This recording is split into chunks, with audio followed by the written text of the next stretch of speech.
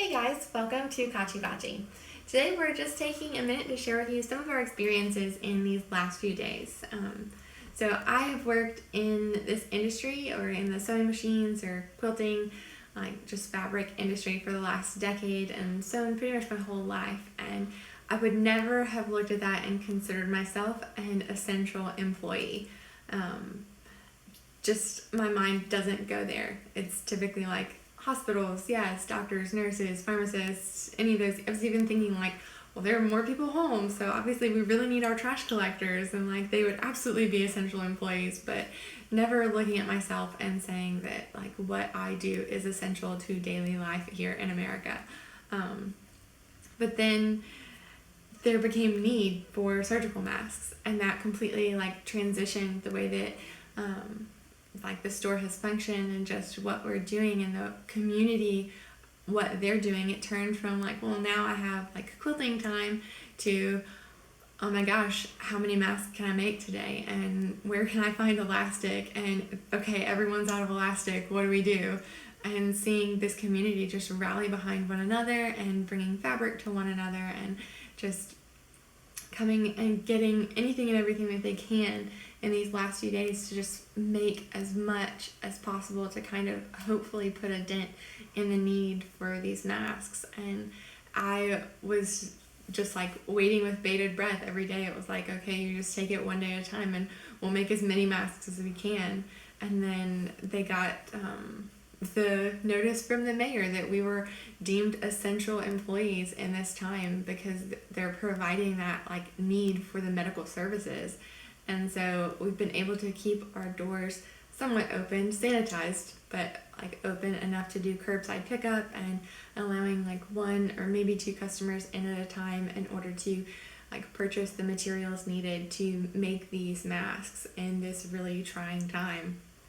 So that I think was one of the most humbling and just baffling things to me, because I wouldn't have looked at myself and said like, yes, here, this little sewing machine store is absolutely essential to the functioning of like our hospitals and such right now. But being able to provide that service has been just beautiful, and seeing the community rally behind just what we're doing and the means to like make it happen, whether it's providing lunch for us or just encouragement and notes and letters of thanks, have been so sweet and brought tears to eyes just as we sit there and produce as many masks as we possibly can.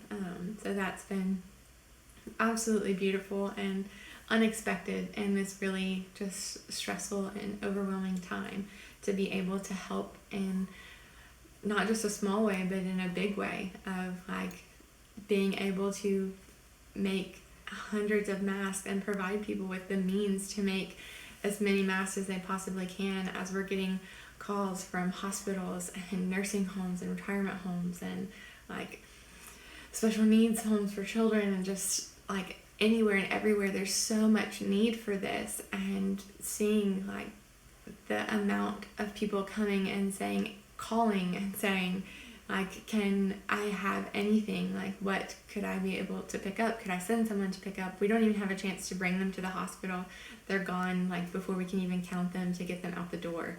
So it's just absolutely insane how many are just being requested, that I am seeing and hearing that need, both from like our personal community here and then just talking with friends who are nurses and finding out like just kind of where things have been warped or like just left unnoticed and I's not dotted and T's not crossed, but not noticed in the years of like just moving on and making do with what we have. And seeing that need now, it's just kind of eye-opening in a somewhat scary way, but then also, even though these are probably less than ideal, it's so much better than nothing, and so much better than tying a bandana around your face, and so much better than tying a scarf around your face. And so this, at least in some small way, is able to help and kind of alleviate a little bit of that stress, or alleviate some of that like just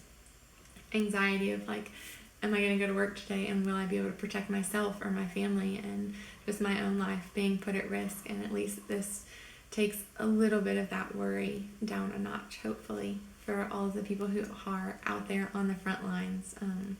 Just giving a little peace of mind, if nothing else, even if it's not like 100% protecting them, like 47% better than nothing is better than nothing. So we really are just grateful for this community and grateful for all of you sewers out there who are very much making a difference and who are essential to the functioning and well-being of our nation right now. So just wanted to take a minute and share that with you guys, and share our heart and just our experiences these past few days. Thank you guys so much for joining us today and taking the time to listen to all of our ramblings. I hope that it spoke to you in some small way and maybe helped inspire you to dust off your sewing machine and get sewing. This is just one of those things where you have so much to give and you may not even realize it. So we just wanted to hopefully inspire a little bit of like movement in that and just help people recognize the immense need that is there in this really trying time. We have different videos that we'll link to below, whether you're sewing with elastic or sewing for family members or sewing for hospitals. There's different ways and methods that you can make masks to like increase your productivity and efficiency in it all. And we'd be happy for you to check those out. And you are welcome to like this video and subscribe to our channel for any more sewing and quilting content in the future. Thanks!